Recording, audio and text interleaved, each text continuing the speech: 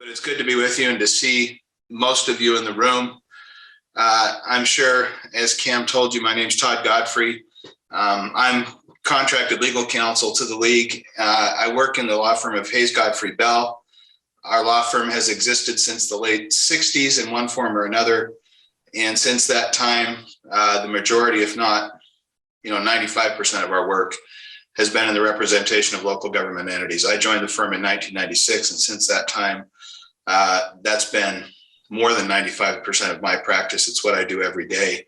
It's something we really like in our office, and we're pleased to be able to offer representation to cities and towns. I want to congratulate all of you. It's a hard thing in this environment right now to enter into public service.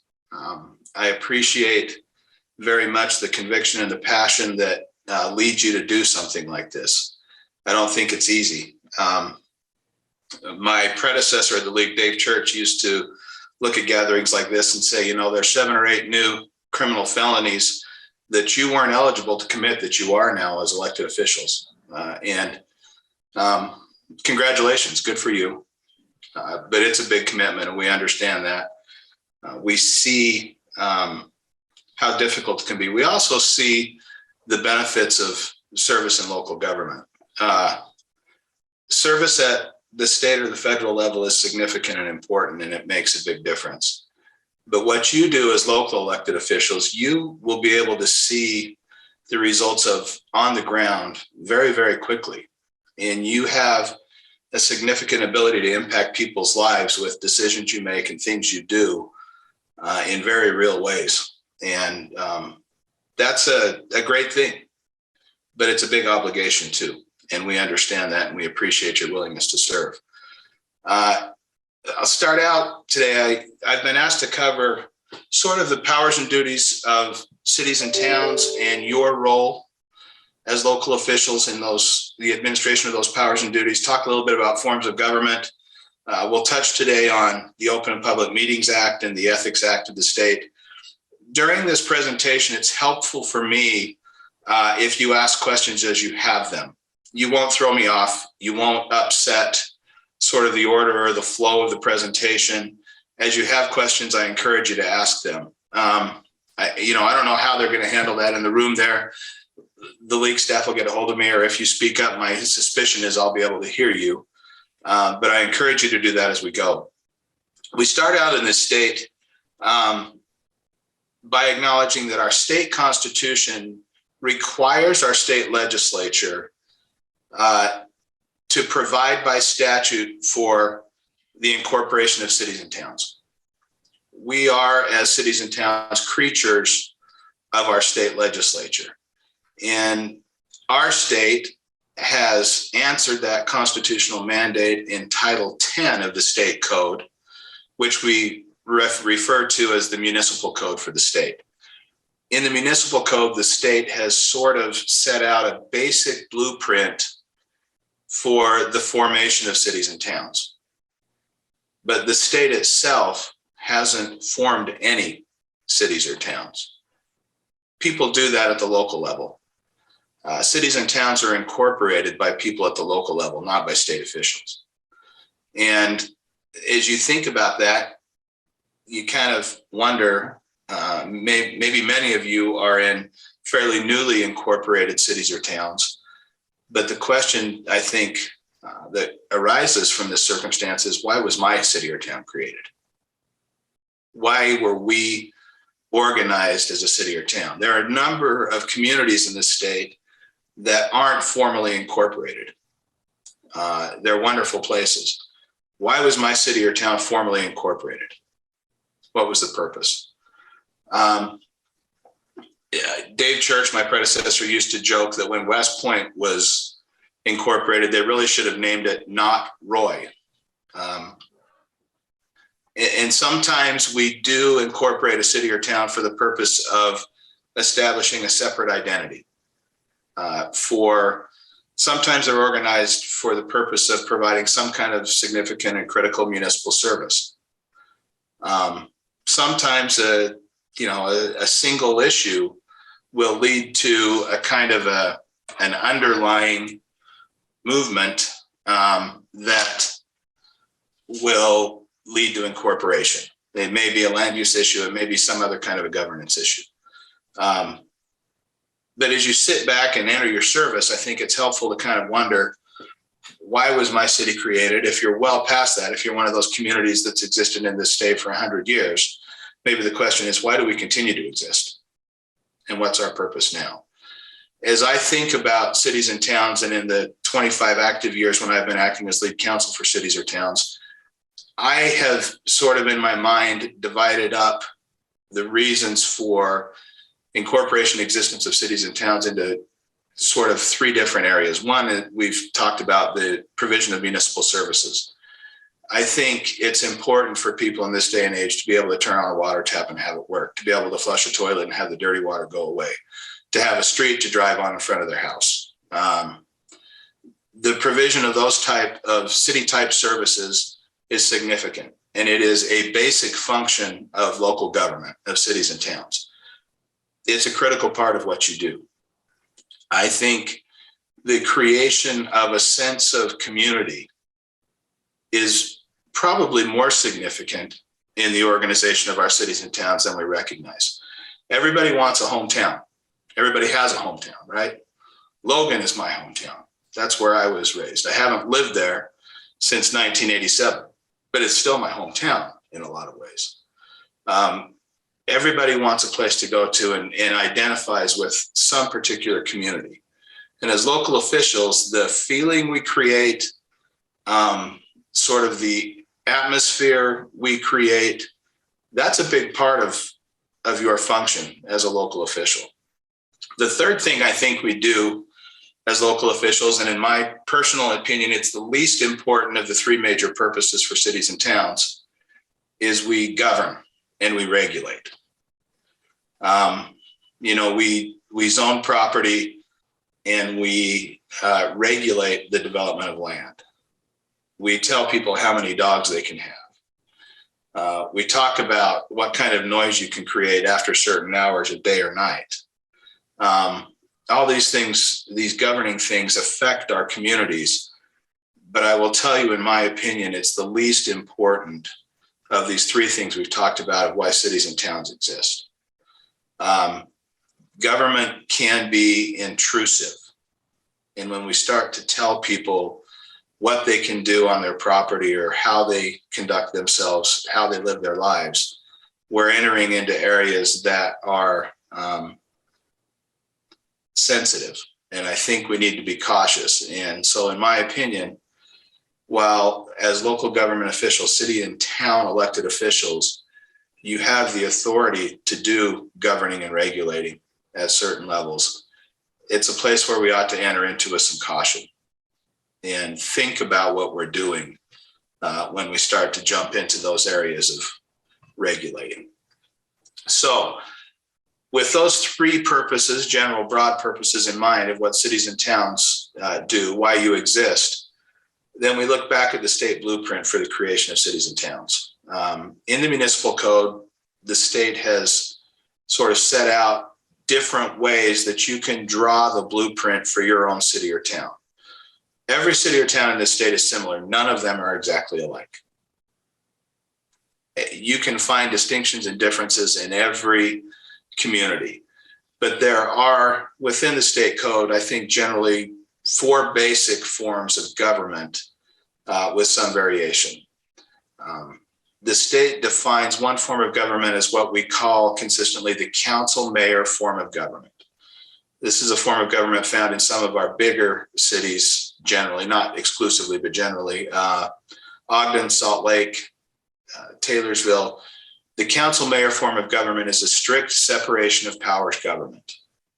And council members in that form are strictly legislators. They don't have any administrative function in their role. Might they sometimes get their nose into administrative matters? Yes, but that's not their legislative and identified function within the state code. A mayor in the council-mayor form does not vote, but has a veto over a certain category of council actions. and the mayor has the executive and administrative powers of the city. The mayor doesn't chair meetings. They attend the meetings of the council, but the council elects a chair to chair the meetings.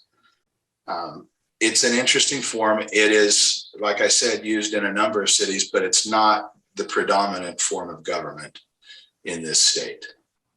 The second form, and what we generally refer to as the traditional form for cities, is what the state code refers to now as the 6-member council form of government. There's no separate branches of government in the 6-member form. The city council has both legislative and administrative duties and roles in this form of government. The mayor in the 6-member council form of government is a member of the governing body, but does not vote except in certain limited circumstances. If there's a tie vote of the council in the appointment or dismissal of a city manager, some other very limited circumstances. The 6-member council form is again, the traditional form, and it's, I think, probably the predominant form of government in the state for cities. You'll see it more widely used than any other. The next of the 3 basic forms of government is the 5-member council form. The 5-member council form we used to refer to as the traditional town form of government. In the 5-member council, the mayor is one of the 5 members of the council, and he votes with the council, or she votes with the council on every matter that comes before the council for a vote. While we call it the traditional town form, there are a number of cities that use that form. It's not unusual to see that. Some of the cities that use that form have simply been towns that have grown into city status and haven't changed their form of government. Others organize that way for whatever reason. That form is not exclusive to towns. Cities can organize that way. And it is fairly common right now in the state. It's not unusual at all. The last form that I'll talk about doesn't really exist in the state law anymore, but because some of our cities were organized this way, it's kind of a grandfathered form of government, and it's what we used to refer to as the council manager form of government. In that form, it generally is organized with either a 7 or a 5-member council with the mayor as a member who votes, but there is within the creation of those cities, a city manager role that has more broadly defined powers than what you would find for a city manager in either a 6 or a 5-member council form of government. This form looks a lot like a corporate form of government with a board of directors and a CEO. There are a few cities in the state that are still using this form. Cottonwood Heights uses this form. Holiday has a kind of a close organization that looks like this form of government with some changes. So those are the 4 major forms of government. As you start on your service as an elected official, I think it's important that you realize what form of government you're working in and what your powers and duties are. For most of you, that's going to be a 6-member council or a 5-member council form of government. If you're in a larger city that has a 6-member council form of government, and as you go to these meetings, you'll be seeing issues come before you that are both legislative and administrative in nature that you'll be asked to make decisions on. If you're a member of a council in a smaller town that has a 5-member council or potentially even a 6-member council form, you may be asked to take on some very direct administrative roles. We provide legal service to some small towns where for years our council members have been the ones who drove the snowplow or who went out and maintained the sewer ponds. Those things are not unusual in our small towns, and our forms of government provide for that. They also provide in the larger cities that may also be operating in a 5 or 6-member council form of government for the city to establish departments, to hire people to perform all of those administrative functions. So our state law is really quite flexible. There's a general blueprint that talks about how we work within these different forms, but every city does it differently, and every organization is different. So as you start on your service, it's important that you recognize the form of government you're working in, and that you step back and look at your city or town's ordinances and understand within those ordinances what your role is and what you're going to do. So covering all these things and understanding them is significant. And as you think about this, and you're starting in your public service now, one of the things that I've seen happen a lot of times, and it doesn't happen every time, but a lot of times people run for office because they want to change something. They want to see something done differently.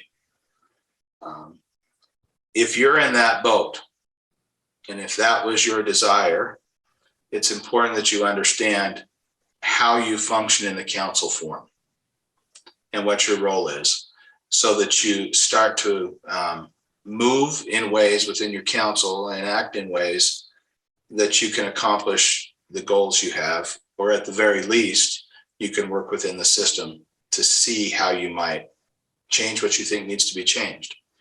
I have seen, I don't know now, it's got to be close to hundreds of new council members come into office with ideas about what they want to do and how they want to do it. And from time to time, I've seen frustration within a short few months when they see sort of the inertia of the way things were going and how they're going, and they feel frustrated that they aren't able to do more.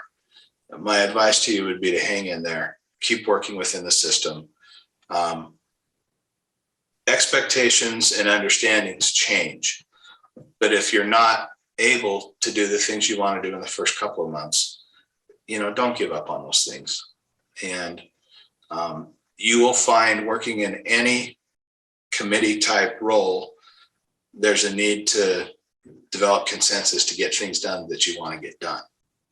That is particularly true in the government sense. And if your ideas are solely your own, you may have a very hard time. But if you can, working with those you are elected to work with, work towards consensus and broader understanding of things, you can be successful. I've seen council members elected on one idea, one thing, a land use thing that bothered them. Our streets aren't maintained well enough, or we need to change this type of municipal service we provide. I've seen council members elected on those one issue, and it's not uncommon. And I've watched those folks develop into really effective public officials serving in a broad sense, governing every issue that comes before them. So there's no need for anyone to limit themselves or to feel constrained in some way by what you're going to come up against in these first few months. Sit back and view your role broadly and find your place working within the system, and be effective. And you can do that. And it's a real benefit to your citizens when you do. I hate that there have been no questions to this point.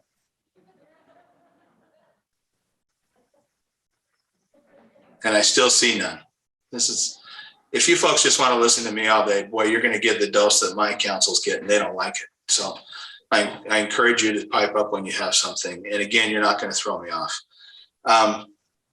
Within our forms of government then, and understanding our roles, there's some constraints we have in our service as public officials. One of those, and I refer to it as a constraint because practically it is, but we call it the Open and Public Meetings Act, or the Utah Sunshine Act. It's probably been 30 or so years ago now. States all across the country started to adopt what we refer to as sunshine laws. And they're laws that generally require that the business of local government be done in the open. And in our state, the policy has been adopted for you, not by you, but for you, that essentially has traded, I guess I would say, efficiency for transparency. So Our state law has a purpose statement that says it's the policy of the state that the business of local government be conducted in the open and with transparency. And I'm paraphrasing, that's not the exact terminology, but I want you to sit back for a minute and in context, think about this. I would guess most of you have attended a council meeting at some point in your life, even your newly electeds. And I would think you may have attended a council meeting where there was an issue that was controversial, it was hot, people were exercised about it. And as you watch a council consider that issue in that format, I think you can see some of the difficulty of the office you've decided to jump into. Decision-making in that kind of a format can be challenging and difficult. And if you were to think about the very best way to make decisions on those things, and I know this is contrary to what the policy of the law is, but practically, I think we may all at some point acknowledge if we could move into a back room and discuss all this outside the view of those folks from the public who are out there with torches and pitchforks, we probably could do this more easily. Our state doesn't care about that. We have traded efficiency in decision-making for transparency, and that is just the way it is. I happen to think that's a good thing, but there's no use trying to wonder how we fix it. We can't. That is the law. All of your decisions have to be made in the open. So as you start to work down through that policy, here's some things you need to understand. As members of a city council, or as you deal with folks who are on your planning commission, those organizations, a council, a planning commission, or another organization that may be created by your city ordinance, a historic commission, or potentially some other city committee that's created by ordinance. All of those are public bodies within the definition of the Open and Public Meetings Act of the state. And the state requires that any decisions made by those public bodies be made in the open. My name's Dave Holger. I'm from Honeyville. Last week, we had a Board of Appeals meeting. I'm a Board of Appeals member until this coming week when I get sworn in as a mentally deficient, I believe is what they're called in Honeyville, city councilman. So we went to a closed session. We heard the public input on this issue, and then we went to a closed session. Was that illegal?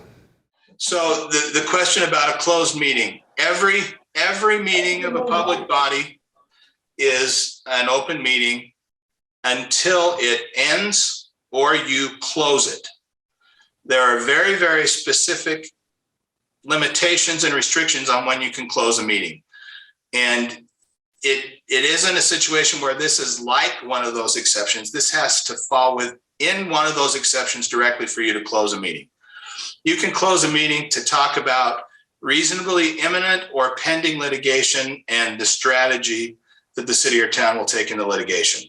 That's an exception for which you can close a meeting. You can close a meeting to discuss the character or professional competence or physical or mental health of an individual. That is a circumstance where you can close a meeting. You can close a meeting to discuss the acquisition or disposition of real property if it is necessary to close the meeting to protect the price at which the property will be acquired or disposed of. You can close a meeting for that purpose, and you can close a meeting to talk about the deployment of security measures. Those are the only things for which you can close a meeting. So when your Board of Appeals closed a meeting and the question is, was that legal? I need to understand more context and everything else about when you can close a meeting. My hunch is it was legal. It probably fit within one of those exceptions. Let me give you some touchstone rules. If you're closing a meeting because you think it would be easier to discuss the issues behind closed doors than it would be out in the open in public, you may not have a valid reason to close the meeting. There will certainly be a time when you would like to close a meeting so you can have those discussions outside of the hearing of every member of the public. That's not enough. You've got to fit within one of those exceptions. Now, let me also tell you one other thing. If you are in an open meeting and for some reason the attorney for your city or town says, I have some advice I would like to give you on this matter, and I think you're entitled to receive it in a confidential setting, I believe you are entitled to do that. Now, let me give you some caution. That may not fit within one of the neatly defined and clearly defined exceptions to the Open and Public Meetings Act. And so I think there's a requirement to use some wisdom in how you handle that. With my current clients, when that's the circumstance, what I ask them to do is forego any decision on the matter. And as opposed to closing the meeting, I'll provide, between that meeting and the next time the council or the board meets, I'll provide written legal advice to them that is privileged and confidential and not subject to public disclosure. I try to avoid closing meetings for purposes that don't fit precisely within the provisions of the Open and Public Meetings Act. So that's the way I handle that. So the question, was it appropriate? I don't know. I suspect it was, but it has to fit within one of those exceptions. Now, to close a meeting during an open meeting, you need to have a motion from a member of the legislative body, and that needs to be approved by 2/3 of the members of the legislative body. So if you are in a 6-member council forum with 5 voting council members and 3 support going into closed session and 2 don't, I'm sorry, you don't have enough to close the meeting because 3 out of 5 isn't 2/3. You've got to have 4. So just keep in mind, it's kind of a supermajority requirement to close a meeting. Are there any other questions about the Open and Public Meetings Act? I'm honored to have the microphone again. Are the details in the book? Yes, there are details in the book. Thank you. The details are more clearly spelled out in Title 52, Chapter 4 of the state code. That is the State Open and Public Meetings Act, but the details are in the book. I think we said there was one other question. For those of us that are recently elected, I know there's a lot of procedural stuff. In fact, we had a town council this last week where there was a land use situation, and 3 of the 5 of us are brand new and didn't really know the procedures we weren't quite ready to make a decision, but essentially ended up making a decision because we didn't know how to put that off to get more information or more training. In these first couple months as we're getting our feet wet, is there a legal procedure that we can essentially put off decisions if it's being pressed upon us until we can get better acquainted with how to do all of this? Not an easy question. There's some complication in the answer. I hate being a lawyer who always says it depends. A lot of times it depends. Let me give you the best counsel I can on that. 3 out of 5 being new is a tough circumstance, and it presents you with some difficulty.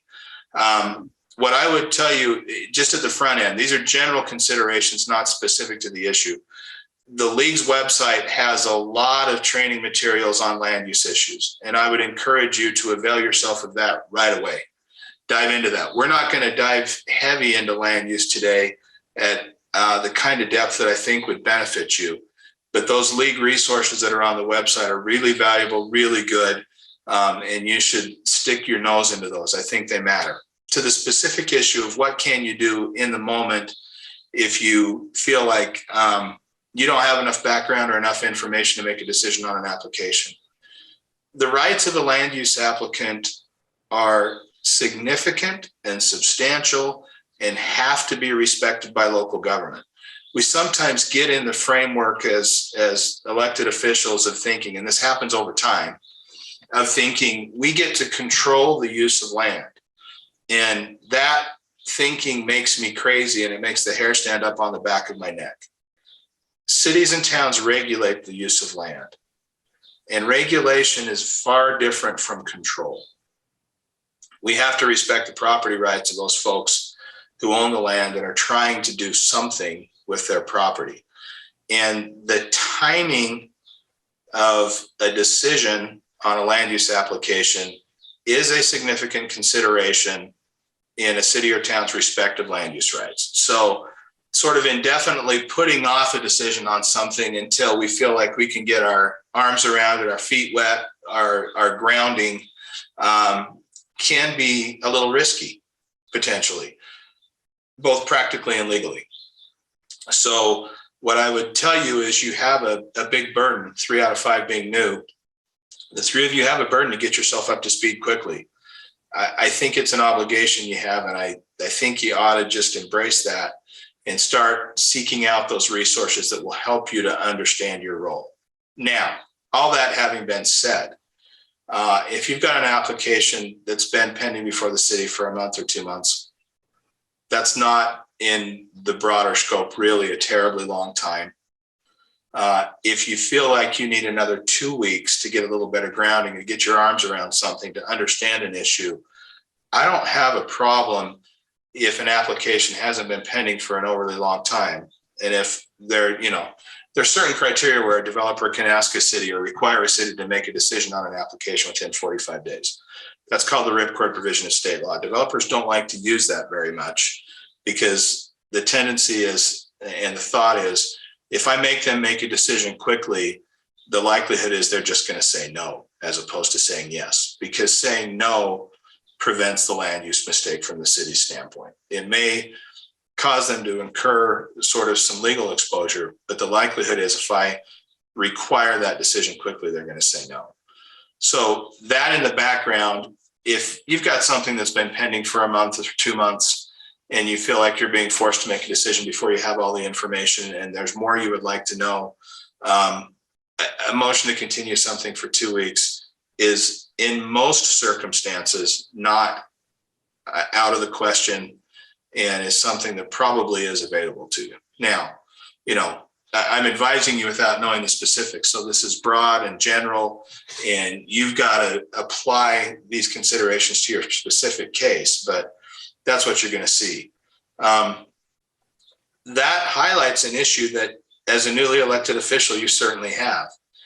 You're going to be required to come up to speed on some things that haven't been sort of in your focus at all for many of you.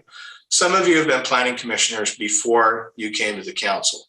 You'll understand the planning issues, but in a couple of months, your city's going to put a budget in front of you. That's not something you've dealt with as a planning commissioner. That may be something you've got to come up to speed on. Use every resource your city or town has to help you understand those issues. Again, avail yourself of the league's resources in every way you can. There will be conferences that will go on throughout the year that will help you sort of understand the land use regulation scenarios you're going to face, that may help you understand budgeting issues or other things you're going to look at. Be active in finding those resources and using them to your best advantage. The league's conventions that they have for elected officials, the league convention in April and the one in the fall, are extremely valuable. And the presentations at those are tailored for exactly what you do. So avail yourselves of those things and work hard. It's a burden and it takes work to get up to speed. But the satisfaction in having made a fully informed, good decision justifies the effort. Trust me, it really does. Are there any other questions right now? How you doing, Todd? Question for Kurt Ostler, Mayor of Highland. Hi, Kurt. How are you? Doing good. How are you doing? We've met before. A couple of questions I have for you is, as a council person or as a mayor, sometimes you like to, you're doing your research, you're trying to understand the issue that's going to be coming for the council. What would be your recommendation for how would the council members communicate with other council members? Like prior meeting, is it okay to call out and discuss, maybe to get some input, maybe how they're seeing things? As you're trying to do your research, what would be your advice there? That is an outstanding question, and it was the next thing I was going to, and I love it when you throw one up for me like that. Thank you. Communication between council members leading up to a council meeting is a really significant part of your consideration as a public official. And the Open and Public Meetings Act has direct play in that. Let me give you my feeling about it. The development of consensus on a council is a critical function. Discussions between one council member and another council member, between a mayor and a council member, are not prohibited by the Open and Public Meetings Act as you're working towards a meeting. So you have something on your agenda, you've got your packet, it's Friday, your meeting's Tuesday, you want to know where other council members sit on that issue. Calling them to discuss those things is perfectly in order. And in my opinion, it is actually contemplated by the act, and it's good government. You should do that. You should have those discussions. They're significant and they are important. Here's where you cross the line. If 3 council members are having those discussions all together by email, by text, or on a call, you form a quorum of the council.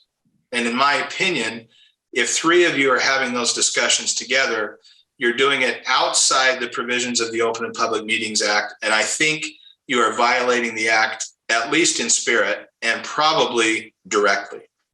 So that points out sort of the quorum requirements of your different form of government. If you're in a 6-member council form, 3 council members, 2 council members and the mayor in a 6-member council form are not a quorum. Those discussions are not prohibited by the act. When you get to 3, you're crossing the line. In the 5-member council form, 2 council members and the mayor form a quorum. You can't do that, in my opinion, so don't. The rolling email of the whole council discussing an issue, and I know this happens all the time, is not by its terms specifically prohibited by the act. At some point in this state, we're going to have one of those rolling discussions on a matter pending before a council. Somebody in the public's going to find out. Somebody's going to challenge that as a violation of the Open and Public Meetings Act, and it's my opinion that'll be found to be a violation. That rolling communication where all the council members are copied, I think is a violation of the act and shouldn't happen. Cell phones are unbelievable tools. They are so cool with all they can do. But please remember, the primary function of your cell phone is to be a phone. Use it to call people and to talk to them. It is such a valuable tool in that way. And those one-on-one discussions, again, not only are not prohibited by the act, I think they're contemplated, and I think it's the way you should work. It's a great way to build consensus with all your fellow council members. Have those discussions. Now, from time to time, and I've seen this happen more often than not, one council member will send another council member an email message or a text. Email and text is great, and I know the convenience of it, and it works because they don't have to respond right now. They may respond 4 hours from now or a day later, but the response is there, and you can see it, and you can respond in your own time too. I understand the convenience and the utility of that. One council member will email another, and that council member may forward it to another member of the council. Now we've got 3 talking about the issue. It didn't start that way, but now it's morphed into that. When that happens, I encourage you to stop those discussions and get back to the one-on-one. And at some point, this matter is going to be before the council in an open and public meeting. Have your discussions there. Put these things on the record. Open all these things up for your public to see. There's value in it. It helps you, and it's consistent with the purposes of the Open and Public Meetings Act. So I would encourage you to do it that way. A couple of other things that I think are significant and have become recent issues. Like I said, I know the utility of those cell phones. I encourage you to put them down during council meetings. The act prohibits electronic communication between council members during a meeting. You can't legally text other members of your council during a council meeting. You're violating the act if you do it. So don't do it. Text and email between council members during a meeting is prohibited. Don't do it. So I know Some of you walk into a council meeting some evening and you leave your family at home, and your kid may text you and ask where the pizza is that you bought last night. I know the temptation of having your phone there, and I understand the utility of it. If you can put it down during meetings, put it down during meetings. The appearance for the public is so much better. And then there's no question about what you're doing during a meeting when you're glancing down at your phone. So those are my 2 cents there. Any other questions about the Open and Public Meetings Act? Yep, we have another question, Todd. Great. Hi, Pam Cotter from Murray. So, wonder if one of the council members has their phone with them and they're talking to constituents. I dislike that as much as I do conversations between council members during a meeting. I have seen that, and it comes up every time we do these kinds of trainings. The act does not specifically prohibit that. It doesn't. But the appearance to the public, in my opinion, is just the same. And, if a constituent has a council member's cell phone number, why doesn't every constituent have the council member's cell phone number? And maybe they do, but maybe the council members really only engaged in conversation with one. The look is just poor. I think the perception is bad. I would strongly counsel against doing that. And generally, if it's a matter where the communication between a council member and a constituent is appropriate, there's usually a public hearing scenario where they can communicate what they want to communicate to you. That private communication looks in every way to be an effort to circumvent the act. So I just wouldn't do it. I think it's wrong. And it's something I would avoid, aggressively avoid, I guess is the way I would say it. This is Elisa from North Salt Lake. My question is about this open meetings. This is all for discussion for pending decisions. So after a vote has been taken, would it be appropriate for council members to get together and chat and discuss and debrief how they got there and maybe things that went well, things they maybe should have considered after the fact? Is that appropriate? How many of you? A quorum of you? Right. Could it be 3 or more, or should we stick to that same one-on-one principle? Same Even one-on-one after the fact. Okay. Yeah. And hi, I'm your attorney. It's nice to meet you. I'm sorry we didn't get to meet Tuesday night. Yeah. There's a few reasons for that. One, if the question is the nature of your communications, the way you've thought about something, the way you reach consensus, all those things sort of underlie the decision you made. And as the act says, not just your decisions, but your deliberations are to be conducted openly. Those are all part of your deliberations as council members. They should be, there for the public to see as much as anything else. Now, there are times where I think, and this is just a practical constraint of, I guess I would say, of life. It's hard to have all the information all the time at the right time. It is so difficult. There will come a time in your service on a council where you'll make a decision, and after the fact, you'll find out something that strikes you as, wow, I wish I had known.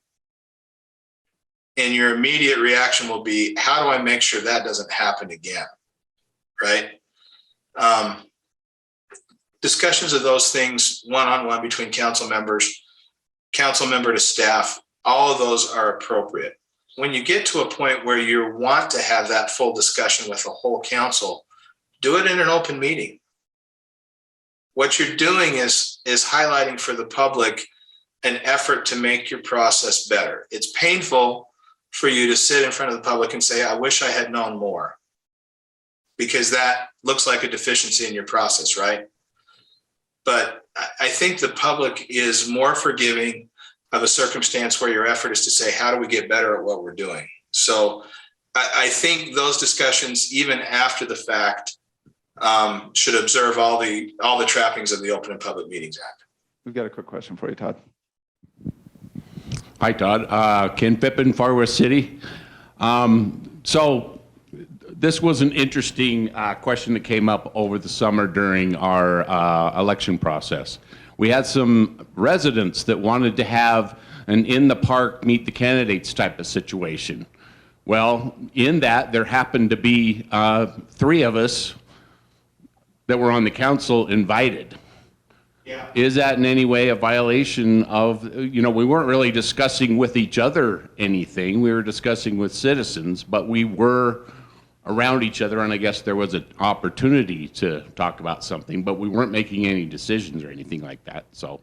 Yeah, I would, if I were asked to defend you against an allegation that you violated the Open and Public Meetings Act, I would do that on a number of bases that would say it wasn't a meeting that was convened for the purpose of discussing business before the city. I would defend it as an election kind of a scenario and everything else. I will tell you, I always advise my clients in a circumstance like that, I have the recorder notice a public meeting. And the agenda would say, it is possible that a quorum of the council will be convened at X Park in Far West as candidates for elected office. But I would put out an agenda, I'd notice it, I would publish it the way we do every agenda, and I would do that for the purpose of just kind of dotting the I's and crossing the T's against anybody alleging that we violated the act. There are exceptions to the meeting requirement for chance meetings of the council. If 3 of you run into each other at the grocery store, you haven't violated the Open and Public Meeting Act. Don't start talking about things pending before you as council members, but you can run into 2 other members of the council at the grocery store without violating the act. You can run into them at a wedding reception without violating the act. There are exceptions for chance meetings or social gatherings, but don't use those circumstances to violate the act. Don't, you see 2 of them in the council or in the grocery store and you think, hey, this is a chance for me to talk to them outside the hearing of the public about these pending. Don't do it. Be true to the provisions of the act in your administration of your office. Hi, Judy Drain from Boulder. I was just elected mayor, and I work at a convenience store, and I don't want it to be my office. Is it legal to put up a sign that says mayor off duty for the next 4 hours? You bet, but nobody's going to observe it. Trust me. So one of the things we like to say, there's nomenclature that circulates in the state about part-time mayors and full-time mayors. Let me put that to rest right now. There is no such thing in this state as a part-time mayor. Once you're elected and you're the mayor. That's it, right?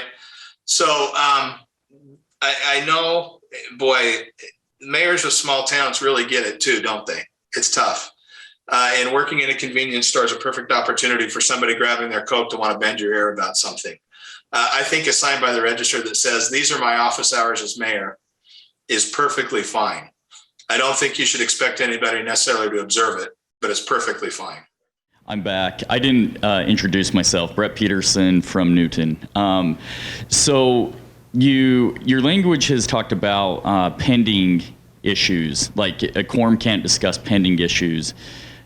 I guess, could you give a definition of what pending is versus like, hey, me just sitting in my living room, I was thinking about this thing for the town. Can we, if it isn't something that's like currently ongoing, can we talk amongst multiple, like, not that we're convening a quorum, but could 3 of us discuss?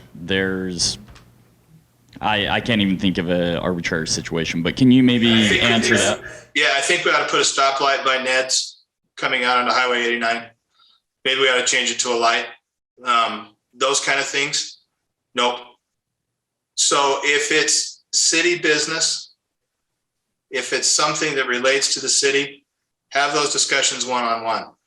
Most cities and towns have a point on their agenda at the end of the meeting for council members to raise issues they'd like to discuss with the full council or a council report.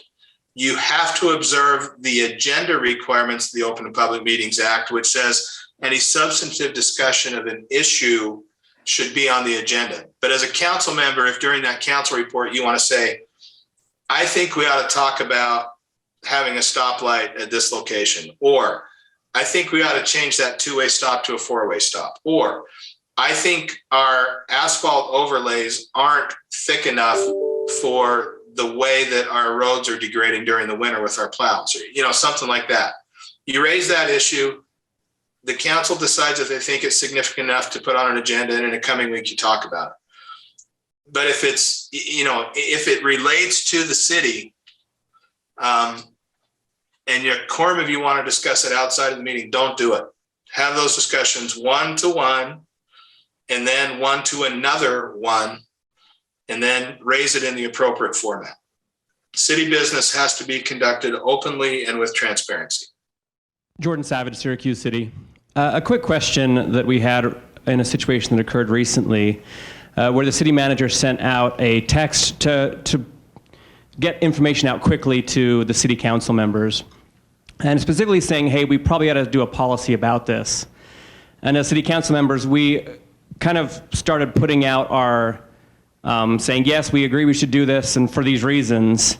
At what point do we need to cut off that conversation? Because I think we want the city managers to be able to get information to the entire council quickly, but at what point do we start saying, hey, you cross the line from saying, yes, we want to discuss this on agenda, to you're starting to debate it? When you start to debate it, right? But the fact is I guess I would say there are sort of procedural scheduling, calendaring types of discussions that we have that way with our staffs, right? A manager will say, we need to have a special council meeting on Thursday. Are you all available, right? I mean, those kind of things happen. I am uncomfortable with every level of those discussions, but I acknowledge the convenience, the utility, and in some cases, the necessity of it. As council members, when you start to say, yeah, we need to regulate this, to govern this, to put a policy out about this, those discussions become substantive. So if your answer to your manager was, yeah, please put it on an agenda, great. If your answer was, yeah, please put it on an agenda, and here's how I feel, we're starting to cross the line, right? There's not a bright line. We're working on kind of a spectrum of how far we go. What I want you to do is to avoid, in every way you can, substantive discussions that don't occur in a public meeting. So I'm Mike Benson from Newton. You're kind of making me feel guilty.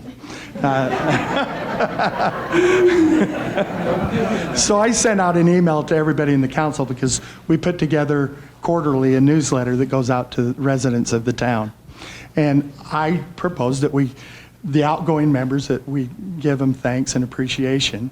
And I sent it to everybody. It says, I'd like your input, add some of the things that you feel would be appropriate. But where I copied everybody, you almost make me feel guilty that I should have just kept that to myself and talked to individuals about it. Because to me, it's not a huge impact, but yeah, it was really... I love that you feel guilty. I'm getting right to the right place, but is that technically contrary to what I'm saying? Yes. Was it a matter that relates to the official business of the city? Thanking outgoing council members for their service and everything else.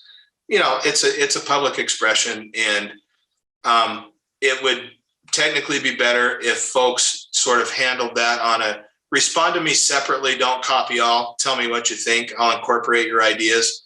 We just have to be so careful and scrupulous about how we handle it. Now, was yours a horrible, terrible, flagrant violation of the Open and Public Meetings Act? No. Nope. So only feel a little bit guilty. And next time you do it, just ask them to reply to you separately without replying to all. Hey, Todd, this is Brian Vincent, Mayor of West Point, or not Roy. So the question I have is, these items that the council may discuss or bring up to be put on an agenda, does it matter if it's in a general session or an administrative work session? They're both public open meetings. There's no distinction in the law between a business meeting or a work meeting or anything like that. An open meeting is an open meeting is an open meeting. There's no distinction in the way the Open and Public Meetings Act operates on your discussions or your sort of procedures between the different classifications of those meetings. None. So you have to observe the act, whatever the nature of your open meeting is. Did that answer your question? Yeah, I think so. I just think, sometimes as we sit around a table during a work session, it's a lot easier to have those discussions than it is, up on a dais in front of a hostile. Yeah, people the group dynamic is real with the council, right? And we understand that. When you're sitting around a table and looking at each other, the communication tends to be less formal, sometimes better and more open, and I get that. But it still has to be open and public, and you still have to observe the agenda requirements. So if somebody says, I think we need to think about this, council members, there's a point where you say, yeah, there's enough agreement with the council that we should be discussing that broadly, that it should be on an agenda. You've got to realize where you're crossing the line of, okay, now we're discussing it substantively, as opposed to saying it's something we ought to talk about and put on an agenda.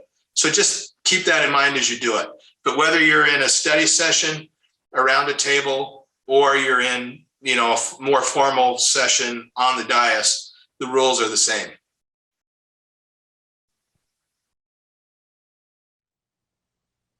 Hi, Alejandro Puy, Salt Lake City Council. Not to incriminate anybody here or myself, but what are the penalties for violating this act? If it's an intentional violation, it's a criminal penalty. It's a Class B misdemeanor to intentionally violate the Open and Public Meetings Act. And it can have serious consequences, including the forfeiture of your office. So don't do it. Okay, I'm Dale Fowers, Mayor of Hooper City. And this is just something that happens after council meetings. Everybody sticks around for a while, including council members. Sometimes it's fairly easy to get the public to leave, but sometimes the council members will linger, or they go out in the parking lot and linger. Yep, the parking lot meeting is real. Yeah, it's real. So I would just like to hear from you some suggestions on that, or what we could counsel our council members that would just kind of give them some solid direction on this. I have represented cities with outstanding mayors. I've been really fortunate that way over my time. And I had a couple of them that would end the meeting by saying the meeting is adjourned. That means the meeting is adjourned. When you talk to each other, please ask about your wives and families and work, not the business of the city. Please don't carry any discussions from this meeting into the parking lot unless they're isolated one-on-ones. As a council, please don't congregate to continue to discuss the business issues. And that's the way that a couple of mayors I've worked with would adjourn a meeting. It is a really hard thing. We're social people. As a council, you work together so much and in such an intimate and personal way. And it is absolutely natural to have those discussions. And when a group all leaves at the same time and walks to the same area of the parking lot where all their cars are, it's a natural thing. They have to be vigilant about not letting it be discussions about the business of the council. One-on-one, that's fine. But when you get into the group, you just can't do it. And from the public standpoint, I think that scenario, as innocent as it is, can also be damaging. And you've got to really be careful with it. So, addressing it specifically at the end of the meeting, I think had some impact that was good. In my experience in those cities, it did prevent those things from happening. It just put it in people's minds.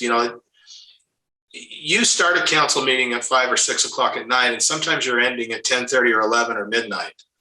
And over the course of time, your, defenses and barriers and the formalities all break down. And it's so easy to slip into something like that. You just have to be careful.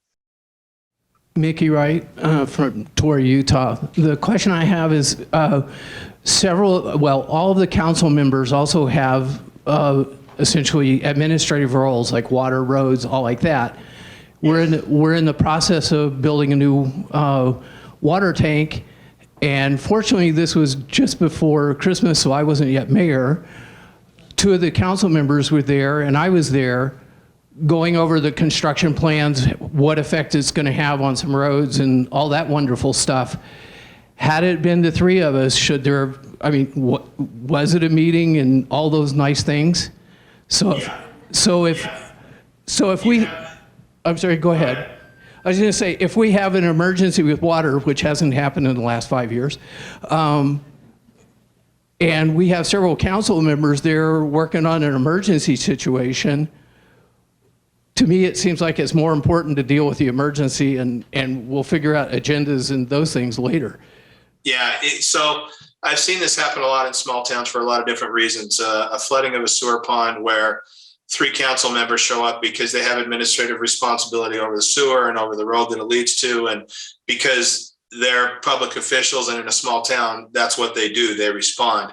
I've seen that happen a lot. And it is one of those things that I think people potentially could attack. So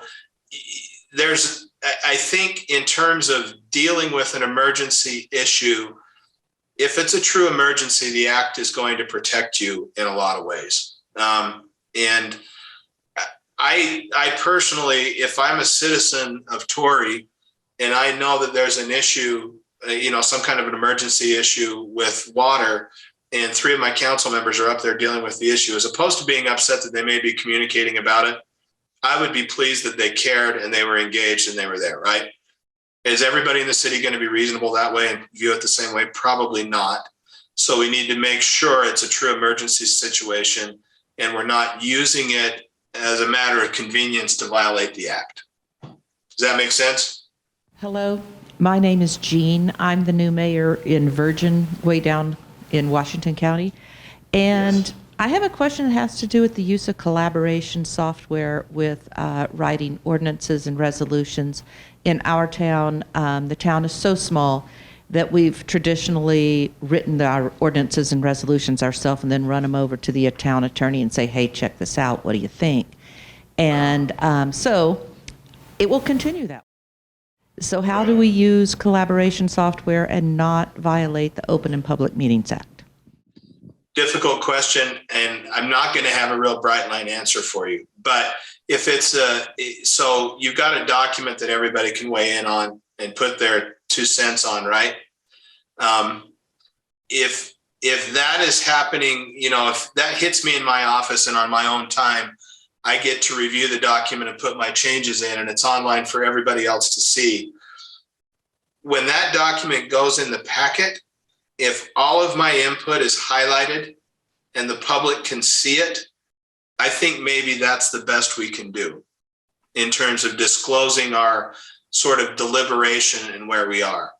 The other thing that can happen sometimes is, and I've seen this happen, and I guess from my standpoint with the Open and Public Meetings Act, it's maybe technically the more open way to do it, is I have seen those communications happen on a document. Everybody can see everybody else's red line. What goes in the packet is the clean version, and then in the open meeting, everybody makes the changes that they suggested on the collaborative document, right?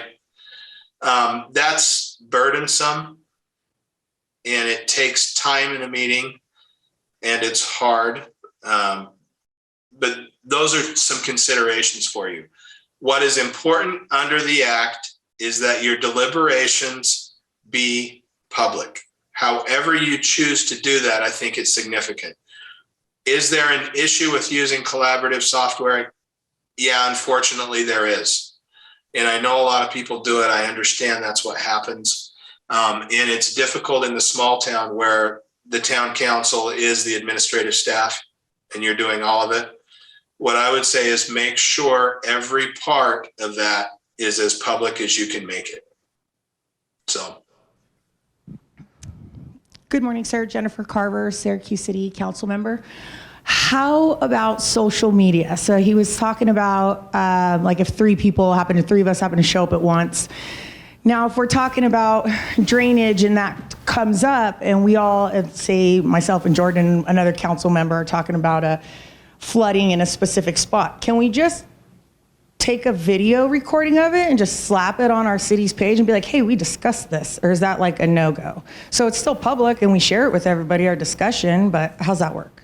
Okay, let me start by saying I hate social media for council members. It is it's the dangerous place, right? And I know how easy it is to share everything on there and how to do it. So my counsel is to avoid using social media in any way as a communication format for you with your council members or for you with your staff. I think it opens so many issues that are so difficult, I would avoid it.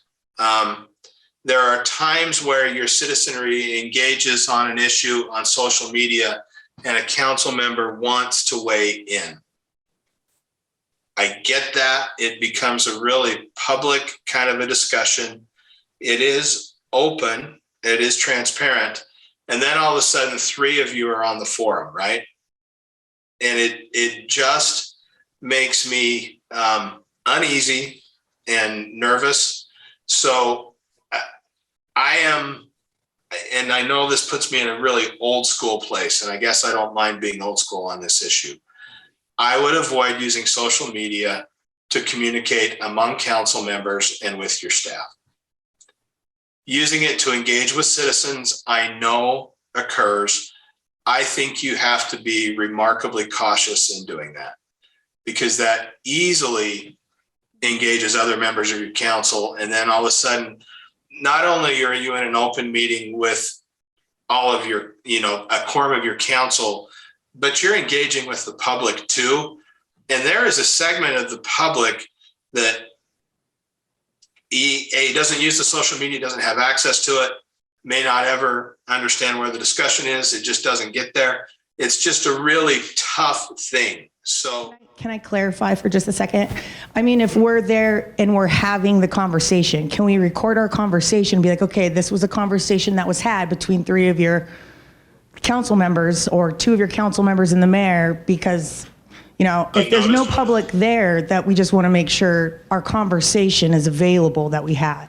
Was it a noticed meeting?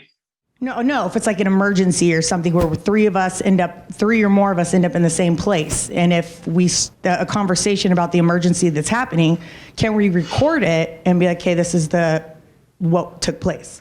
Sure. And I would. I think it's important. It's a way of protecting yourselves, right? Marcus Stevenson, Midvale. My question is about offsite meetings outside of city limits. So an organization that Midvale City has business with recently offered for the council to tour and then conduct our council meeting at that facility. Is that legal? And if so, is there any sort of special public notice that needs to go out for that because it's not on site and outside of the city? Yeah, there is special notice that has to happen. It is still a meeting.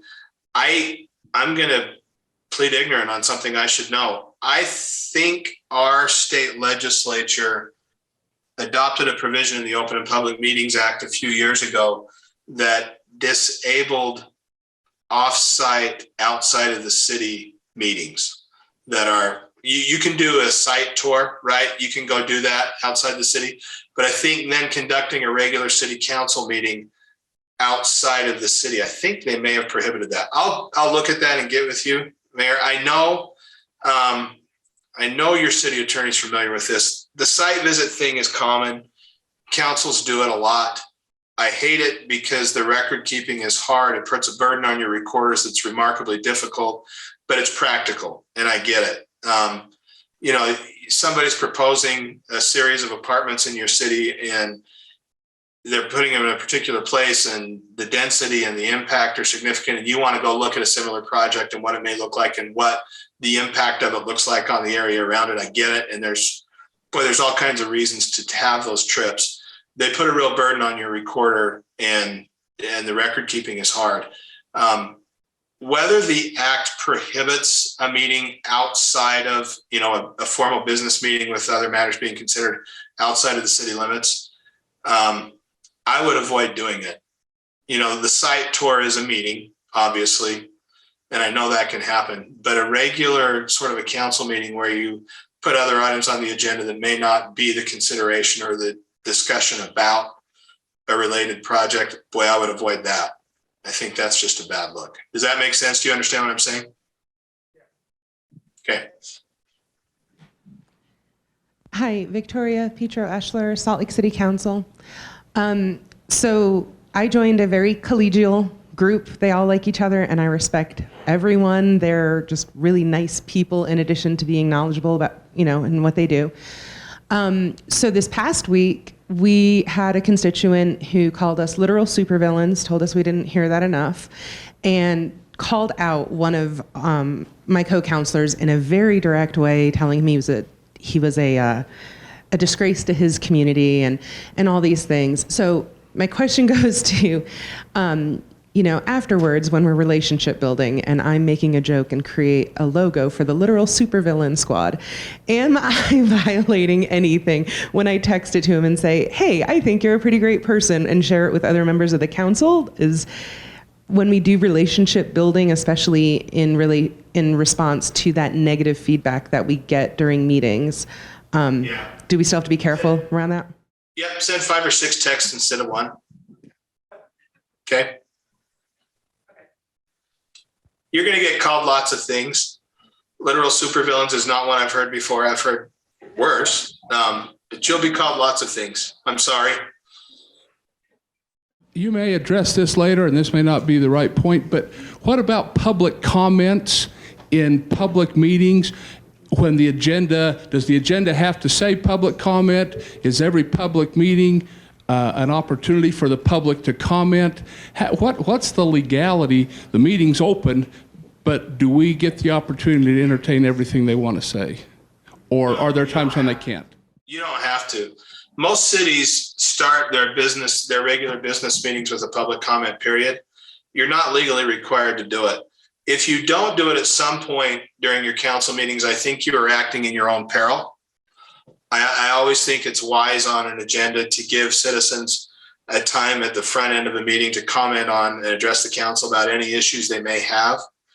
You are not legally required to do it. You can put reasonable restrictions on that public comment period, including a time limitation on somebody making comments. All of that is legal and is appropriate, and I think it's right. All of us at some point in our public service will have a moment where we wish we didn't have public comment at the first of the council meeting. I'm included in that. I think not doing that at some point in your council meetings, you act in your own peril. You should hear from your citizens. But the fact that you have an open and public meeting doesn't mean it's open mic night for everybody there.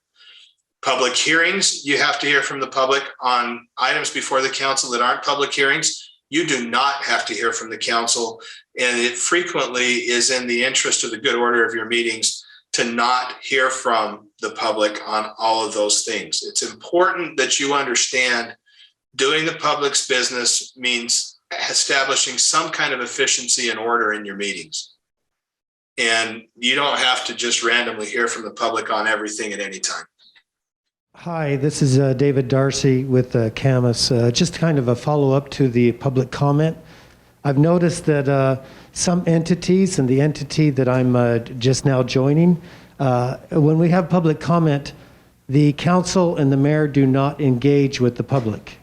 But I've noticed other towns will actually almost have a Q&A session where they feel compelled to answer right then the public comment. What is your opinion of that? I don't like engaging with people on public comment during an open council meeting in most circumstances. I think you open the potential for sort of a degradation of the nature of the meeting, right? And people come up and they have a public comment and they may have an immediate question. And I understand there's this human desire to answer the question and to be responsive to your citizens and everything else. In my opinion, the cities that run their meetings the best make sure that the public knows we will hear your questions. Somebody will respond to you. It just won't be during this part of the meeting. It may be tomorrow. Leave a phone number, leave an email address where we can get a hold of you. If you're a city that has staff and you can, during the meeting, direct your staff to walk outside of the council chambers with the person answer their question, that's a great way to do it. But that direct response between a council member and a citizen is dangerous and frequently disturbs the good order of a meeting. And I like you to try and avoid it. Now, that's all editorial and its preference. Some cities function really well with council members responding from the dais to the public. But I think there's a danger in that. I think it can become a back and forth. I think it can become confrontational. I think you can lose sort of the time constraint and order of your meeting when you do it. So my preference is that you not respond directly to them when they raise that during a council meeting. But cities do it differently, and it's not something that's restricted by law. I was just going to ask, I'm looking at the agenda and seeing land use resources on here. We haven't talked much about that. What would you like to share there? Nothing, because somebody else is going to share it. So I'm not going to use my time to do that. We'll let them get to it. I would encourage you to avail yourself of all the league resources there. There's one thing we haven't covered yet that is in my bailiwick, and I want to make a very short statement about it. You are governed as elected officials by the Municipal Officers and Employees Ethics Act. That act, as you read it, looks a little technical, but let me tell you what it really says. You cannot use your office to benefit yourself or other people. It is a crime to do that.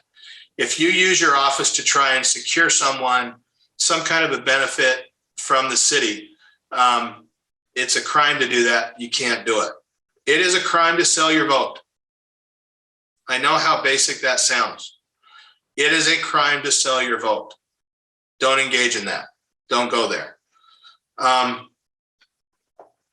Disclose any potential conflict of interest you may have with the city. If you are somebody who owns a business within the city and you get a business license from the city, make sure you list that on a disclosure statement. If you are somebody who assists developers in some way, and the developer you assist is coming before the city for something, make sure you disclose that. Utah is a disclosure state. It requires you to disclose your conflicts of interest. I advise my clients to go a little further than this disclosure. If you have a direct conflict of interest with some matter that is coming before the city council, I advise you recuse yourself from consideration of the matter. Note the conflict in the public meeting, state it on the record, get up from your seat, walk and sit down in the back of the council chambers, let the matter conclude, and then go retake your seat. That's my advice when you have a direct conflict of interest. Our state requires disclosure. I would advise you to go a step further and not participate. I think our public has an expectation that we will act in a way that is above the minimum standard of our state disclosure standards in the Ethics Act. So that's it. Are there any other questions about anything? I have one. My name is Joni Karchner. I'm from North Logan. What is your recommendation or thoughts about having town hall type meetings? Because in our community, I feel a lot of people would like to have the opportunity to discuss their concerns, especially where we're growing. So what would your thoughts and recommendations be to that? I love the idea of town hall meetings. They are a different species of a meeting under the Open Public Meetings Act. A lot of times the council, the full council, will conduct that town hall meeting. In some circumstances, one or two council members may choose to conduct those town hall meetings. I think they are valuable in a lot of ways. I also think they have the potential to be so open and so broad that they lose their benefit. So a number of the cities that I work in, councils that are elected by district, a particular council member will have a town hall for their council district. They'll use the city facilities to do it. The council member, some city administration will be there frequently. The mayor will attend those. They're valuable. It's just an open door to listen to citizens. And council members will just let people say what they say. I think that's valuable. When you get to that kind of a format on a big, broad level, sometimes I get nervous that they're unproductive, but that's apart from sort of the general idea, can you do them? Are they, allowed? Yeah, absolutely. And they can certainly have their purpose. Okay, so they swore to the council members in, and then we had to have, someone had to fill my position because I was on the town council. So there were 4 applicants. One of them was my nephew, and I did recuse myself, but being mayor, I was in the room to hear what they said. Was that illegal? Nope. Okay. The recusal was appropriate. Being in the room was not illegal. Okay. I would have been in the room too.